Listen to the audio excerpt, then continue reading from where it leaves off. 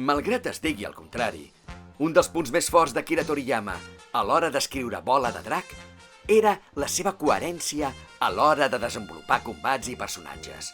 En aquest canal s'analitzarà des d'una perspectiva enfocada exclusivament en el manga, l'única font canònica, i comprovarem com sovint les guies oficials no entenien l'obra i la feien semblar molt pitjor del que era en realitat. El Cèl·lula és l'antagonista principal de la saga dels humans artificials i, com sol passar amb els antagonistes principals de les sagues de Bola de Drac, és un personatge la mar d'interessant. Comencem pel més bàsic. A diferència de les altres creacions del Dr. Gero, que en major o menor mesura tenien components artificials creats pel propi doctor, el Cèl·lula és un ésser 100% biològic i segueix una lògica radicalment diferent de la resta de les seves obres. Si amb la sèrie A el doctor creava éssers humans amb components artificials i més endavant directament robots, el projecte Cèl·lula partia d'una base totalment biològica. Amb l'ajuda d'una supercomputadora, l'objectiu del doctor era crear l'ésser viu definitiu combinant el codi genètic dels millors lluitadors per tal de fer-ne un que aglutinés les millors característiques de tots. Amb l'aparició del Freezer i el seu pare a la Terra, el projecte Cèl·lula va passar a ser la prioritat màxima del doctor i els androides de la sèrie A de ser el seu projecte principal a un de secundari subordinat a l'altre. Aquest tema el tinc ben justificat al vídeo Els plans del Dr. Gero al descobert. Per tant, d'aquest fet ja en podem deduir un aspecte important. Si el Freezer va resultar ser el punt d'inflexió del projecte Cèl·lula, significa que, en cas que cap dels lluitadors que el formés en pogués representar la base, és evident que aquest hauria de ser ell. A nivell de disseny, en les seves primeres formes, el Cèl·lula és pràcticament un insecte, ja que a part de les cèl·lules dels diferents lluitadors que el formen, per tal de cohesionar-ho tot, el Dr. Gero va necessitar recombinar aquells ADNs amb el de diverses espècies d'insectes de la Terra, tal i com a l'univers de Jurassic Park combinen l'ADN dels dinosaures amb el de les granotes. I és a mesura que es va completant que cada cop s'allunya més dels seus orígens animals, tant en disseny com en capacitats de lluita. Pel que fa al disseny del Cèl·lula, aquest és una altra obra mestra del mestre Toriyama. Totes les seves formes són úniques, amb una silueta que en permet una identificació immediata amb independència de quina sigui la forma en què es trobi. Per tant, tenim uns dissenys que compleixen 3 funcions a la perfecció. La primera funció és la que s'espera de tot bon disseny i que el Toriyama ja ens havia demostrat que dominava excel·lentment amb el Freezer, que és ser prou memorable i únic com perquè tothom el sàpigui reconèixer i identificar a primer cop d'ull. El tema que he comentat de la silueta. La segona funció és la de mostrar-nos l'evolució del Cèl·lula. Amb cada forma sent més humanoide que l'anterior, veiem com el Cèl·lula es va apropant cada cop més als grans lluitadors que el formen mentre es va completant. I el tercer, però no per això menys important, aprofitar-se de la diferència en els dissenys per variar el to narratiu que empra a cada fase de la història a partir de l'aparició del Cèl·lula, destacant sobretot la seva primera forma de combat. El disseny del Cèl·lula en la seva primera forma de combat, o segona forma real, si comptem la seva etapa d'insecte on es passa la major part del temps enterrat, té aquest toc de terror que li va com l'anell al dit a la trama en el moment de la seva presentació. Com ja vaig dir al vídeo on la vaig analitzar, no es tractava només de la presentació del personatge en si, sinó de tot el que la rodejava. Amb la descoberta de la màquina de viatjar al temps del Trunks original i la carcassa buida, també d'un disseny monstruós que van trobar a prop de la nau. Durant uns pocs capítols, i fins que el cèl·lula no ens resol els interrogants, els lectors tenim per primer cop un misteri a davant que, a part de complexe, encara ni tan sols no podíem resoldre. Aquest misteri, combinat amb els tocs de terror que acompanyaven la presentació del monstre, crec que aconsegueixen crear un dels moments més interessants de tota la sèrie, quan es llegeix per primer cop. I compte, que ara no vull fer veure que jo me'n recordo de com em vaig sentir llegint-la per primer cop, menys encara quan ja ho havia vist per l'anime abans. Senzillament ha sigut a còpia dels anys d'experiència com a lector d'altres obres i crític aficionat a altres sèries que, quan he decidit fer el canal de Bola de Drac i reanalitzar-la en profunditat, m'he adonat que el Toriyama realment havia jugat amb aquests elements. Abans de seguir amb el personatge del Cèl·lula, m'agradaria fer un parèntesi per afalagar l'habilitat del gran mestre Toriyama.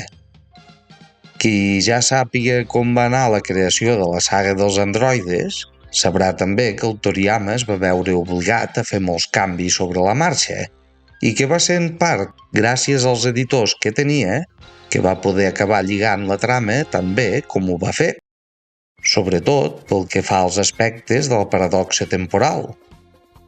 Però això, d'altra banda, també ens demostra la immensa capacitat d'improvisació del gran mestre. Si tenim en compte que els dissenys dels cèl·lules van fer a mesura que els editors els demanaven, que aconseguís donar-hi aquests motius de fons que he analitzat només demostra fins a quin punt era gran el geni del difunt mestre Toriyama. Seguim, que encara hi ha més temes interessants per explorar del cèl·lula. A nivell de personalitat, és una combinació molt interessant dels principals lluitadors que el formen, tot i que a grans trets el podríem resumir com una combinació de les dues personalitats més fortes que el conformen, la del Son Goku per una banda i la del Freezer per una altra. Això li permetia al Toriyama una gran plasticitat per fer anar la trama i el personatge per on volgués, com quan el Cèl·lula decideix muntar el torneig d'arts marcials abans de destruir el planeta i donar més temps als guerrers de la Terra per enfortir-se. D'altra banda, quan es veia acorralat, treia a passejar la seva faceta més Freezer, fins al punt de no acceptar la seva derrota davant del Son Gohan i preferir suïcidar-se emportant-se a tothom per endavant. És a dir, s'assembla amb el Goku en el fet que s'ho passa bé fent bons combats i no simplement abusant del seu poder, però al mateix temps també fa gala de la prepotència característica del Freezer i la seva necessitat de ser el número 1 al preu que sigui. Pel que fa al seu funcionament, tal i com li passa a la raça del Freezer, el Cèl·lula també té 4 formes. Però a diferència del Freezer i la seva raça, que es transformaven per controlar el desgast d'energia reduint el seu poder, el Cèl·lula necessita passar per les etapes inferiors per tal de poder-se completar. L'única excepció seria l'etapa larvària. A aquesta hi pot retrocedir en cas de necessitat, però quan va sortir de la màquina del laboratori secret ja ho va fer en la seva primera forma de combat. Dit d'una altra manera, el preu de millorar el Freezer a llarg termini fou el d'haver de crear un ésser molt més vulnerable als seus inicis i que depenia de fonts externes de poder per poder acabar de créixer del tot. Dit això, un cop el Cèl·lula ha arribat a certa forma, sí que pot revertir a les altres formes a què ha arribat prèviament. És a dir, un cop el Cèl·lula desbloqueja una forma concreta, té la capacitat de transformar-s'hi en cas de necessitat. Això queda clar tant quan passa de la seva primera forma de combat al seu estat embrionari dins de l'ou per poder-se encabir a la nau, o quan passa de la perfecció del cos a la seva segona forma de combat durant el combat contra el Son Gohan, i finalment quan torna en la seva forma de cos perfecte, un cop recupera tot el poder i l'incrementa via Zenkai Power. Per tant, un cop completat, aquesta diferència amb la raça del Freezer desapareix, Tot i que revertir a formes inferiors, en el cas del cèl·lula, no tingui tant sentit perquè ja té un bon domini del seu qui, en la seva forma perfecta. Seguim.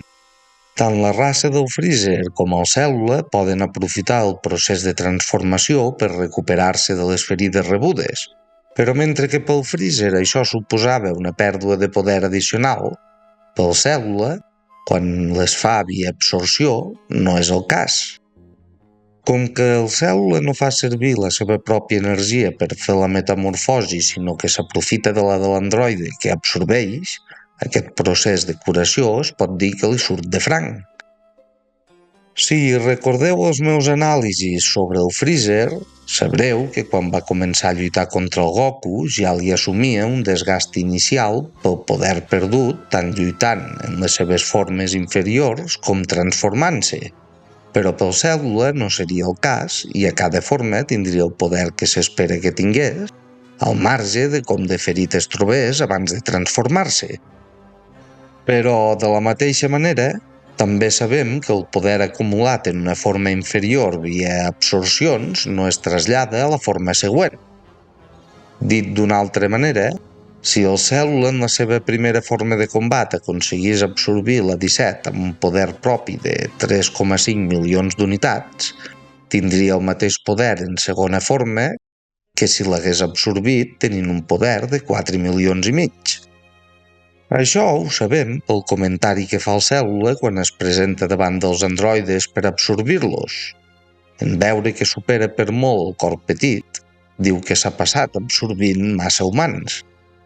Encara que ho digui en to burleta, això ens demostra que absorbir més humans en aquella forma no l'hagués enfortit més en les formes següents. Basant-nos en això, crec que també podem deduir que el límit de poder de cada forma es troba per sota del poder inicial de la forma següent. És a dir, per més humans que hagués absorbit el cèl·lula, el seu poder en primera forma mai superaria el poder inicial que té en la seva segona forma de combat. I el mateix aplicaria entre la seva segona forma de combat i la perfecta. Dit això, de la seva segona forma només en vam poder veure el seu poder inicial. Així que no m'estranyaria que, si en comptes del Vegeta ajudant-lo a absorbir la 18, haguéssim tingut un altre escenari on el cèl·lula hagués hagut de fugir per absorbir més humans, la seva segona forma crec que hagués pogut créixer en poder fins, com a mínim, equiparar-se al d'un cèl·lula júnior, o fins i tot superar-lo, si tenim en compte la diferència relativa entre el límit de la seva primera forma de combat, que encara no havia assolit quan decideix passar a l'acció per absorbir els androides, i el poder inicial de la segona. Per tant, malgrat el funcionament del cèl·lula i el del freezer i la seva raça pugui semblar gairebé idèntic a nivell superficial, si l'analitzem en profunditat ens trobem davant de dos éssers molt diferents. Seguim. És el torn d'analitzar les seves diferents formes de combat.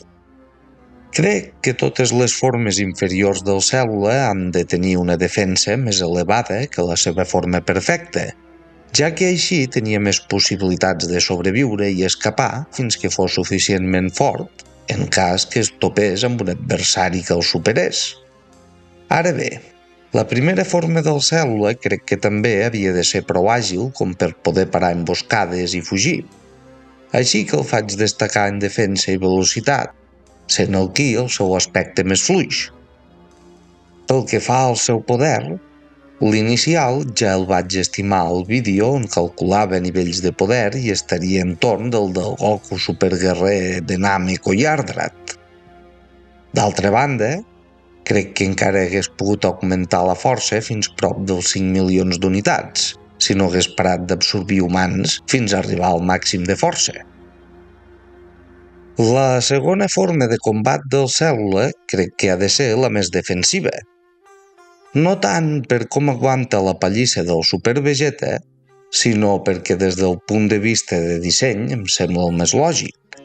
D'una banda, el seu poder en aquesta forma és prou gran com per superar els androides amb facilitat. Per tant, no necessita una velocitat tan alta ja que no té necessitat d'emboscar-los un cop arribat a aquest punt. Una defensa superior, en canvi, l'ajudaria a sobreviure en cas que topés amb algun adversari extraordinari abans de completar-se. Com ja he dit, el seu poder bascularia entre els més de 6 milions inicials que tenia de poder màxim després de transformar-se fins, com a mínim, superar els 10 milions si es dediqués a absorbir humans en aquesta forma. O potencialment més de 20 si el límit fos tan proper a la seva forma perfecta com el límit de la primera forma de combat ho és a la segona. Però sincerament no crec que sigui el cas. És per aquest motiu que el límit de la segona forma el deixaria en uns 13 milions d'unitats, aproximadament. Finalment, la forma perfecta, que ja vau veure analitzada al vídeo del combat del Cèl·lula. Si la torno a posar és perquè, com a bon sapastre, em vaig oblidar de la resta per descompensació quan vaig muntar la pantalla original. Així doncs, aquí en teniu la versió corregida. Recordeu que les gràfiques que veieu ja estan ben compensades. Per això una C ja no es veu compensada per una A com havíeu vist als vídeos d'anàlisi de lluitadors anteriors al combat contra el Cèl·lula. I fins aquí el vídeo d'anàlisi de personatge d'un dels antagonistes més ben dissenyats i carismàtics de tot el gènere dels shounens en general. Espero que l'hagueu gaudit de valent i que ens vegem als propers. Salut!